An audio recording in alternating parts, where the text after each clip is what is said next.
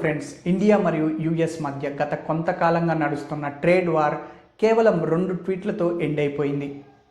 ప్రధాని మరియు president Donald Trump మధ్య జరిగిన చర్చల తర్వాత ఈ మ్యాసివ్ ట్రేడ్ డీల్ అధికారికంగా ప్రకటించబడింది.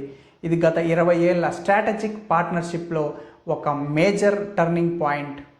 ఈ ఒప్పందం ప్రకారం మేడ్ ఇన్ ఇండియా ప్రోడక్ట్స్పై అమెరికాలో ఉన్న 50% టారిఫ్ ఇప్పుడు 18%కి తగ్గుతుంది. దీనివల్ల 19% టారిఫ్ ఉన్న పాకిస్తాన్, తైవాన్ మరియు ఇండోనేషియా వంటి దేశాల కంటే మనకు గొప్ప కాంపిటేటివ్ అడ్వాంటేజ్ లభిస్తుంది. ముఖ్యంగా మన టెక్స్టైల్స్, లెదర్ మరియు జేమ్స్ ఎగుమతి చేసేవారికి ఒక బిగ్ బూస్ట్ అని చెప్పవచ్చు. అయితే ఇక్కడ ఇద్దరు నేతల వెర్షన్లో ఒక ఇంట్రెస్టింగ్ కాంట్రాస్ట్ ఉంది. ప్రధాని మోడీ ఈ డీల్ 2 దేశాల ప్రజలకు బెనిఫిట్ కలుగుతుందని చెబితే, ట్రంప్ తన ట్రూత్ సోషల్ పోస్ట్లో భారత్ రష్యన్ ఆయిల్ కొనడం ఆపేందుకు అంగీకరించిందని, అమెరికా నుండి ఆయిల్ కొనుగోలు చేస్తుందని పేర్కొన్నారు. అయితే రష్యా ఆయిల్ విషయంలో భారత్ ప్రభుత్వం నుంచి ఇంకా ఎటువంటి అఫీషియల్ కన్ఫర్మేషన్ రాలేదు.